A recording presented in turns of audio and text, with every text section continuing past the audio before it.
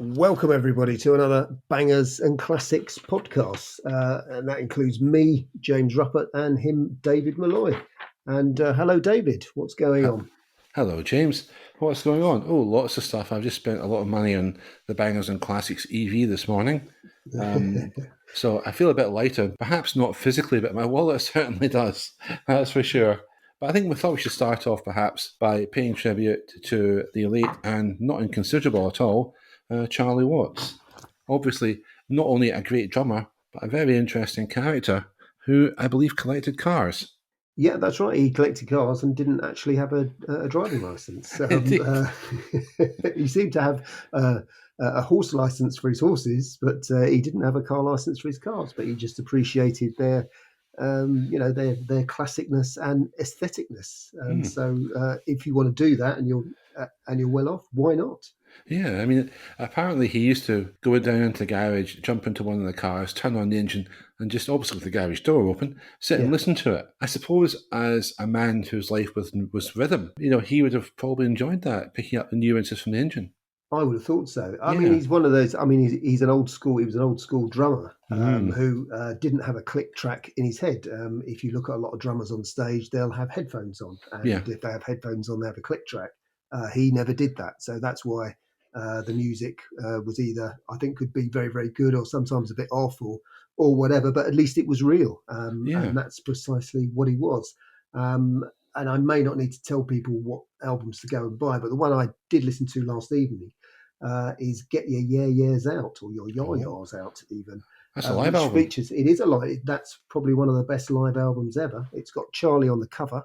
He's jumping up in the air with a couple of guitars, and there's a donkey in the background with his drum kit and a guitar around its neck. It's a Right. fantastic cover. But basically, if you want to hear what a sort of a band in its prime sounds like, with no overdubs at all, and even a shout out for Charlie, because I think Mick says at one point Charlie's really good tonight, isn't he? And everybody laughs. But it's got some great tracks on there. It's classic late 1960s Rolling Stones. If you've got nothing better to do, listen to that. It's a great track to drive to as well. Absolutely. I'll be watching a film I bought a few years ago on Blu-ray called Shine a Light. It's Martin Scorsese's film with the Rolling Stones in concert. And there were some great tracks on it, and Charlie's in full flow there as well. There were some epic versions of great songs on it.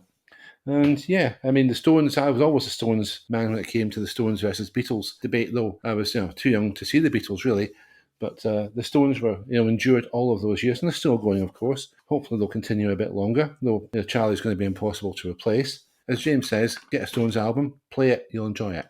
So, we talked last week about a Jeep, but our Jeep and my wife's difficulties with it. Well, I have to say, I got away with it.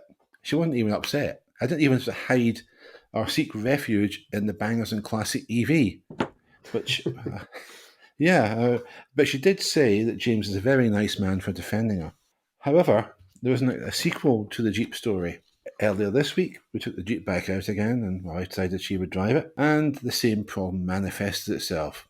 But of course, I was very sympathetic. I was only about laughing. You'd expect no less from me, frankly. No. And we discovered the cause of the problem. The accelerator pedal sits lower than the brake and clutch pedals, and my wife is considerably shorter than I am, and she found it difficult to get her foot onto the accelerator. So that's the issue. Now that she's aware of it, it won't be a problem anymore. In fact, she was out in the Jeep this morning and it was fine. But yeah, still, she's given me a few good laughs over the last couple of weeks, so I'm always grateful for that. I also found, just coincidentally, the driving license of mine with the alleged serial killer photograph on it. I'm not going to show it anywhere because it really is too scary. I always say it's scary, man. It is really scary. I've been using it to apply or to help to apply filler to some seats, which is another long story. So what have you been doing, James? Well, I'd quite like to see that picture, David, but there No you chance. go. No. Well, I've been out and about in the Baby Shark, the E21 3 Series, because actually that exhaust from Poland fitted. So that was good, Yee. wasn't it? So, yeah, so it got its MOT. And actually, they didn't give me the MOT, but I mean, it has passed, but I will have to grab that because I'm sure there must be an advisory, but there's a few suspension bits done. So I've actually used it most of this week, and actually I went to the end of my road this week, and I had to. It's a T junction, so I did the right thing and gave way, and I gave way to a Triumph TR4A, Oh. and there was a gentleman in it, and he was very surprised to see a car which isn't quite as old as his, probably about 10 years younger. Mm. And he gave me a very strong wave, and so yeah, we exchanged quite a lot of love between classic car owners. So because it is always great to see, and also it was raining. There was a light drizzle, and as you know, some classic car owners don't like to be out when it's raining, and they, in fact, do advertise the fact when they sell the cars never been out in the rain, which is so. What's the point? But no, he may have had the hood up, but he was at least out in some dampness. So that was nice to see. Absolutely. You mentioned something about seeing another vehicle as well in correspondence between us earlier in the week. Oh yeah, that's right. Yeah, I'm a very strange person in that I actually do quite like Suzuki Jimneys. I actually think they're Yeah, quite you, nice. I'm you, not you you talking. said it. You said it, mate. Yeah, because they do actually do a job. I saw a film, and it was a long, long time ago. It was maybe when the internet started, and there was somebody who actually, put a snorkel on one, and basically went into this muddy puddle, and all you could see was the snorkel, and it just drove around underneath the water, and then came up, and I was very impressed with that. But the people I've known who own them have said, yeah, they're pretty hardcore. You can they're tiny, haven't got much of an overhang, and they're quite grippy. So their little 1.3 engine actually will get you out of a considerable amount of trouble. So yeah, don't go and buy a Defender for £1 million. Go and buy an old Suzuki Jimny. And actually, yeah, one of the most remarkable things, used to encounter one on the school run. I haven't done a school run for quite a few years, but when I used to do it, but there was a lady who owned one, and there's nothing wrong with that. But it was just that she was um, a rather large scale lady. She was an Amazonian lady who could get her daughters in and herself into this tiny, tiny, tiny vehicle.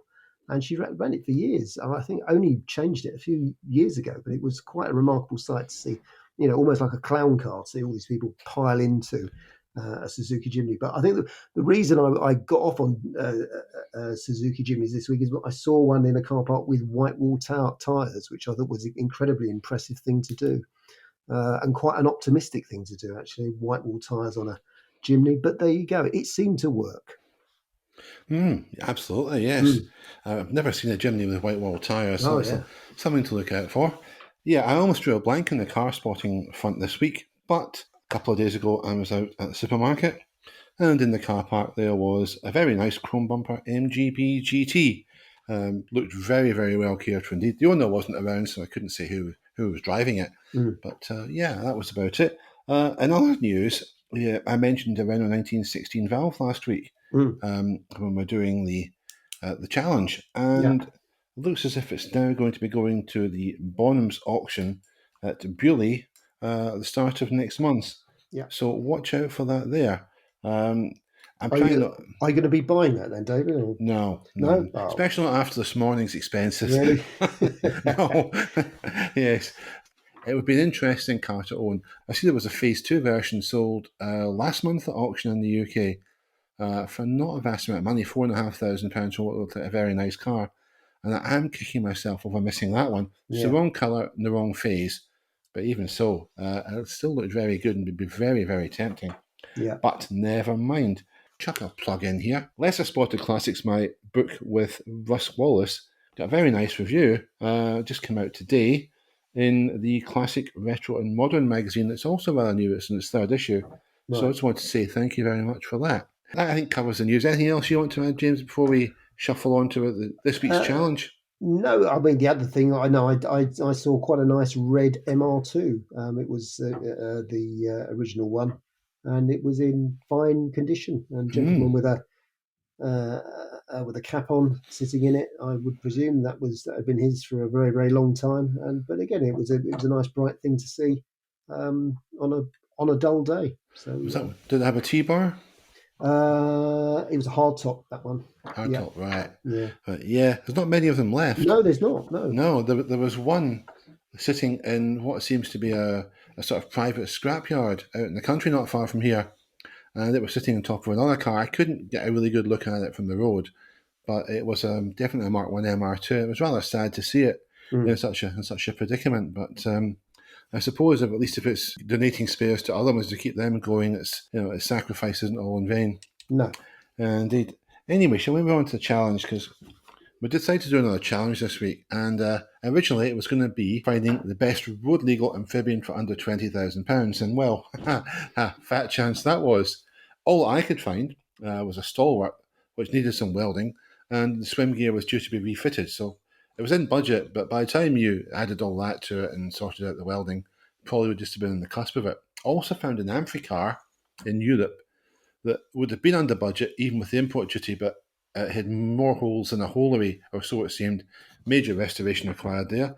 And we'll look some other stuff. Hovercrafts aren't road legal, sadly. Someone should have told the people who lived across the road from it all those years ago, because they used to drive theirs on the road. And nor, I think, are Argo Cats. You can get 8-wheel drive versions of that, James. That would be awesome. And I didn't see any Duttons for sale within budget. And now the ducks from World War II are prohibitively expensive. So what we did, we had to deep six that challenge and come up with another one, and that was to find an interesting Unimog that I'm going to continue here because I think I've got the very Unimog for James. And I think really I'm going to ask Buyers and Classics listeners to consider having a whip round so we can buy this for James, because this is perfect for him. It's a 1968 Unimog with a snowblower conversion, or to be more accurate, I think it's a Unimog 411 with a snowblower conversion by a company called Schmidt. Unlike the Seat Ibiza ad from all those years ago, it's not Schmidt Hot. It says here it was last owned by Tony Montana. It can't be right. Who writes this stuff anyway? I made that bit up, folks. It's left-hand drive. It's registered in the UK. It starts, it runs. Brakes need some work. Needs a new water pump, a good service, and a pile of TLC. And you can have it in two-tone yellow and rust with some pink accents, well, faded red accents. This is the best bit, though. It could be yours for £6,000, maybe less. And I think, that is to say, it's the ideal car for James. So let's do this. Let's buy him it. Well, that's very nice of you. I can put that along with the with an LI Jaguar that I've got outside now. So that's great. Yeah, that's right. More rust. Rust. Mine didn't come. No, that's a shame. Yeah, maybe it's been held up in transit from the USA. Well, that's right. Well, Charlie's still probably got it, I should think. But strange enough, actually, David, you can get a Dutton kit. I think they're about £13,000. And what you need is a Suzuki Jimny donor. So we've been talking about Jimneys, and that would go quite well. So yeah, maybe we could do that. I actually do have a Unimog. The thing is, it's a Corgi one. It's one I bought in the 1960s, and it's obviously because I'm a bit of a car dealer. I still do have the box for it, so it's worth whatever it's worth, and it's in yellow. It's a really good one, actually. So I'm quite pleased with that, and I could retire on that one. As me finding that as my challenge, but obviously that wouldn't do. I went to Farmers Weekly, which I'm sure it's a publication that you often read, David. No, funnily enough. And in amongst the adverts for manure and silage and things like that, there was actually a Unimog with not nearly enough detail about it. And obviously it was a farmer who just dashed off, a couple of dodgy pictures and a price. But it was a U1000. It was in yellow, like my model one. And it does have a hydraulic bucket on it. So I could scoop things up. And the price for that, it's 9,750 plus VAT. So obviously working. It looks sort of okay in the pics. It wasn't too bad. It didn't look as though it had to be restored or anything. But there was, as I say, we needed more details, as to whether I would go to that next stage. Well, one detail is obviously, does the price include the dodgy pictures? Most likely, no pictures of the bucket working. It was folded away in the back there, but I'm registered for VAT. I could get the VAT back on it, so that's okay. Always a man for the main chance. Absolutely. Absolutely. Right, well, we'll wrap up this section of the podcast and we'll take a very, very short break. You're listening to Bangers and Classics, the only podcast mentioned in the Doomsday Book. So we've returned from the break, unharmed, unscathed, and we're going to deal with this week's banger or classic. It's the Vauxhall Cavalier. And Mr. Ruppert, being the gentleman that he is, has volunteered to lead us off in this one. Have I really? Apparently so. I quite like the Cavalier was quite a nice design when it started. It was sort of droop snooty, wasn't it? So it did look quite different from Cortinas of the time and things like that. So it was actually quite an interesting little car. It sort of grew in size over the years. I sort of struggle with it a bit, as you know, David. I'm a complete car snob, and why would you want a car that's called a Cavalier for a start? It's just a completely bizarre sort of name for a car. Are you a fan of the Roundheads then? Yeah, I loved a bit of Cromwell action, but bit of Ollie. Yeah, but yeah, it was a strange name for a car. In many ways, actually, it's quite nice, really, because you do miss things like that now. But at the time, I didn't think a lot of it. It was a car to take your samples to places. It was a workaday car. And especially the Mark One, there wasn't really anything terribly exciting, was there? It only got exciting when you had the SRI models, really. I think from the Mark Two. I could be wrong on that, but no, you're right. You're right. Yeah, I think the early ones were just workaday. It's a car that's completely disappeared from. You will only see with a classic car enthusiast who likes Luton in a field once a year. Otherwise, you just do not see them anywhere, and they're not used in anger. But oddly enough, one of the very later ones lives in my village. A builder I know. He's quite old now, but he's got a 1992 one. Right. It's a real basic one, but he keeps it in absolutely immaculate condition. And I did say to him once, because he's a builder, so he's loaded. And so why don't you change it? And he just said, well, no. He said it just does everything I need it to do. So it's just a basic 1.6, and he just cleans it, and it's in brilliant condition. It's garaged and everything, but it is an everyday car. So yeah, I've seen the later Cavaliers up close, and again, they were just good workhorses, but there were some interesting models around which were good if you needed to get to an appointment in a hurry. But yeah, I don't know. It's for me, I sort of struggle a tiny bit with them. I would say they're a classic because you don't see them anymore. Certainly, certainly really early ones. The later ones, I don't know yet. I don't know whether they are just still banger, or they're going over the hill towards classic. But not for me at the moment. But you could disagree completely, David. Well, let's find out, shall we? I mean, it's an interesting car, the Cavalier, in one sense. It migrated from the original being rear-wheel drive to later on, with second generation becoming front-wheel drive. The one thing that was interesting, I think, about the first generation was the sport hatch when it came along. If you recall that, James. Yeah. Yeah, not many of those around, sports hatch. No. But that was rear-wheel drive. Then they brought out second generation in 1981. And, really like the first generation, it was in Skona and the Vauxhall Rapper. Yeah. But it did pretty well. It outsold the Sierra for a while. And, obviously it was very popular with fleet buyers, which was partly one of the reasons why it was the bane of my life at one point. Going back to my 1916 Valve, because this is relevant to it, it probably saved my life, that car, from an idiot in a Cavalier coming the other way, who decided in a 30 limit in a short stretch, in a very short straight, to be driving on the wrong side of the road with his foot to the floor when I came around the corner, and I had literally to throw the car off the road. And of course, the idiot was driving Cavalier, was probably a salesman on his way to fleece some poor soul. And literally, I had to throw the Renault off the road, sitting in a cloud of, it was a cloud of smoke for a good few seconds from the brakes, and narrowly avoiding a brick outhouse. That's the correct polite word, I think, for it. So the Cavalier didn't endear itself to me at that point. There was a third generation, which is the one your Yeah. builder chap will have. Mm. It was most memorable to me for the TV ad at the time, which was Mm. the Car of the Future ad, if you recall. Yeah. It was supposedly a TV show set in the 1950s, a young lad watching it, and you won't be able to buy cars with this technology until at least the year 2000. And then they showed you the Cavalier, which has obviously got all of those things on it. But the third generation had the same platform, I believe, as the Saab 900 and the 3002 93 models.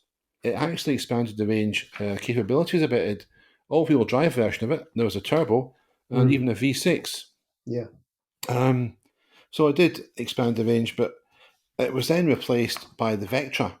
It was still the same car. Yeah. GM decided to rationalise the names of the Vauxhall and Opel products. So you had the Opel Vectra and the Vauxhall Vectra.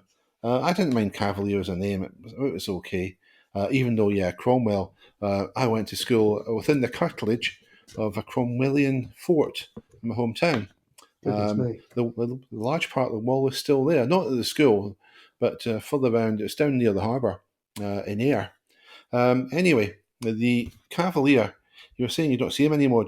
I did a little bit of research into this just for a change, and there were about 1.8 million of them sold in the UK over the three generations. And the most recent DVLA figures show, and this is quite staggering really, there was under 1,400 of them left on the road in the UK.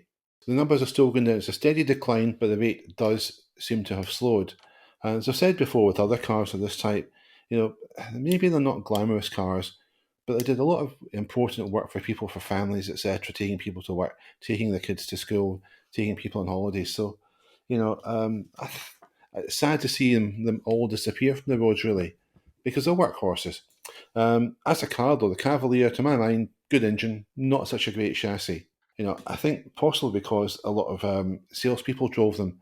I formed the opinion back in the day, rightly or wrongly, that many of them were driven by people who'd left their brains in a jar beside the bed. But I'll say this, the Cavalier did do something interesting from my point of view. It appeared in the friendly Vauxhall dealer ads in the 1980s, the early 1980s. If you recall, I've spoken about my uncle before and about kicking Davy Jones up and down the football field in a charity match. Well, one of the guys from those friendly Vauxhall dealer ads is a chap who played Harry who cleaned cars at the dealership.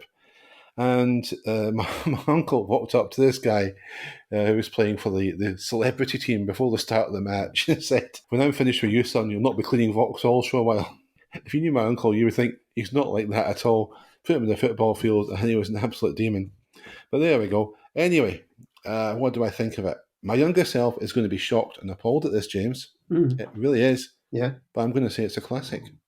That's fair enough. I'm not even sure why, but there's something about it. I think I've been so hard on it over the years and I feel a bit sorry for it because its numbers have dwindled so far. I'm going to call it a classic. So there we go.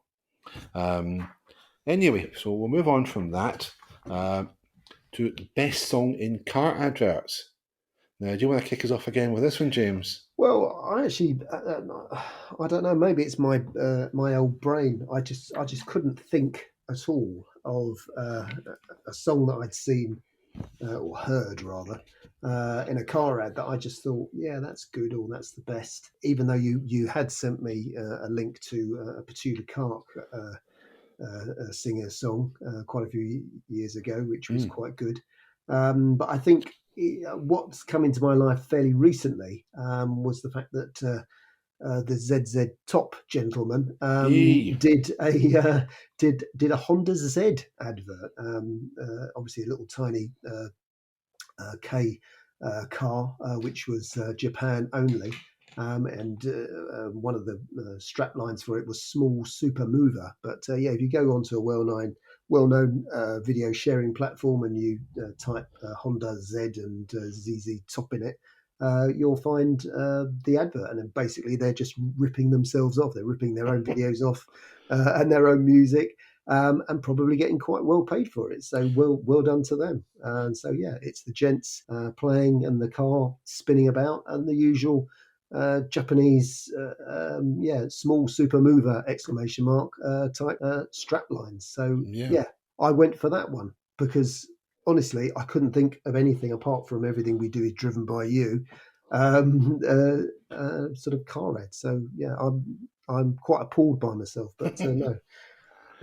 I'm sure, David, you've more than made up for it with lots of other brilliant Well, suggestions. no, but yeah, you're talking about Japanese cars and odd adverts. Yeah, This goes out to Gavin Braithwaite Smith, who runs Petrolblog, who posted a couple of years back about a Honda Jazz advert from Germany. I can't describe it; it's indescribable. Basically, just check out Petrolblog, look for the Honda Jazz ad, just watch it. It's weird, but somehow strangely enjoyable. Anyway, to music. Well, I just send you that Petula Clark song. Let's put a Chrysler Sunbeam in your life. that's right. What were they thinking of? Why couldn't they license Downtown instead? You know, I mean, set it to suitably upbeat visuals that could have given the Sunbeam a decent start in the market. But no. Petula Clark, yes, very good singer, etc. That was not her best song. And then I thought, what else was there? Well, I thought, I really never liked this song, Mercedes-Benz by Janice Joplin. And of course, Mercedes just had to use it in an ad. And it was guff. However, I mean, I'll tell you why. The lyrics go at one point, Lord, won't you buy me a Mercedes-Benz? My friends all drive Porsches. I must make amends. Well, I had several thoughts about that, including, well, you must have some pretty damn dull friends if they all drive the same car. But then I thought, well, maybe that's why you feel you ought to make amends, though I'm not sure that buying a Mercedes-Benz would actually make amends for anything. Then the words appeared on the screen in the advert. Your prayers have been answered. You can drive one for whatever the cost was. And I thought, what a load of cobblers. This woman, the singer of the song, is asking, which is, Lord, won't you buy me a Mercedes-Benz? Right? She was not asking the higher deity to say, you can have your own one if you shell out this much money to Mercedes-Benz. So her blooming prayers were not answered. So no points for that ad. Don't like the song much either, to be fair. Not Janice's finest. But there were some decent contenders. Renner used some music from Johnny and Mary by Robert Palmer long before he came out with that appalling Addicted to Love song. Sorry, Robert, I know he's no longer with us, but I did not like that. But Johnny and Mary was a good song. And Vauxhall used a guitar lick from Layla, you might remember, James. Yeah. But the ultimate song, and the German manufacturer should have used this, was Wunderbar by Ten Pole Tudor. I would have bought a car if they used that. Whatever car it was, you use that in your ad, you've sold the car to me. But they didn't, so it's shocking. So I had no choice but to go for, and sadly it's not the original version, the Ça Plan Pour Moi, which was used in Renault Scenic ad in 2006. If it had been the original version, it would have been a lot better, but even so, it's still better than the rest of the stuff. So that's what I'm going for. Very good. Not really, but what it'll have to do, as the saying goes. So, bit of a truncated podcast this week. We've got one more section I think to deal with, and it's what car would you drop a broken piano onto, and why? Do you want to start this one, James? Or do you want me to go first and put everybody off? You better start that one, David, because I did actually forget to write that down. So I'll have to think about that. Right. Because to me, that's an act of vandalism, and I don't have any truck with acts of vandalism. So I will have to think about it. Yes, I'm just a hooligan, though, James. You know Yeah, this. of course you are. Absolutely. That's it, Obviously, I was tempted to say the MX-5 for not obvious reasons. And then I thought, well, I thought on a more charitable basis, how about a TR7 fixed head coupe? I figured, well, maybe a piano drop from it could improve its looks. Then I thought, perhaps not. I did ever tell you, James, I actually did once drop a piano onto an old Volkswagen Beetle. No. Yeah, I did. It was a terrible waste of time. All that emerged from it was a Porsche 911. Anyway, several other contenders came and went, and then it occurred to me, the real villains in the motoring world aren't cars, no matter how bad a car is. The real villains are the greedy corporate executives, you might say, complacent designers, lackadaisical engineers, hackneyed marketers, paid rent-a-mouth lobbyists, useful idiots, biased journalists, and drivers, who can be inattentive, selfish, reckless, and ignorant. But you know what, James? Yeah. At the top of the tree, we have politicians, and they are all of the aforementioned things and more. So I concluded, I won't be dropping a piano, no matter how poor a state it's in, on any car. And that even includes an MX-5. So there you go. Marvellous. In a way, I think we've sort of agreed on that, really, in that we wouldn't, we don't think any car that people have put some effort into, maybe misplaced effort in some cases, should have their life's work trashed with a piano, whether it be an upright or a grand. But I mean, either the only one that sort of crossed my mind as a really bad car was a Trabant, which was a truly bad car. But because of the circumstances and because it sort of eventually did give people enough freedom to drive to the west and then abandon it. It obviously did a useful service up to a point, but there was no redeeming features to it. When it came to its production or its operation, its two-stroke operation. So maybe I'd flatten one of those and not feel too bad about it. I know they're sort of retro cool now and stuff, but really there was not a lot to recommend them at the time or subsequently, really. But to use your own phrase here, at least they weren't banned. Yeah, absolutely. At least they weren't banned. You had to join a very long queue. You maybe had to be a party member. So it wasn't an ideal way to buy a car, but at least you could still buy a car. Whereas obviously, David, we are hurtling down the road towards banning things, which is never good, especially banning things that work. Cars that and cars that we love. We've already discussed E10 petrol. That's the beginning of the end for certain people's vehicles. It makes it more difficult to own the vehicles that we drive and love. But we unfortunately do live under a regime that seems to want to get rid of cars for some reason. They seem to be on board with the Extinction Rebellion lot. So there you go. I suppose, James, I feel quite relieved in a sense. If they're only banning things that work, I'll be okay, because I'm born idle, as you know. Yeah. Shocking. Yes, anyway, that's all for this week's Bangers and Classics. We'll be back next week with some more nonsense. In the meantime, thank you very much for listening, and we hope to see you soon. Yeah, thanks very much. And it's very kind of everybody to chip in for a Unimog for me. I'm really looking forward to that. I'm basically getting a car each week. Anyway, on that note, we're off. Take care. Bye-bye. Yeah, bye-bye.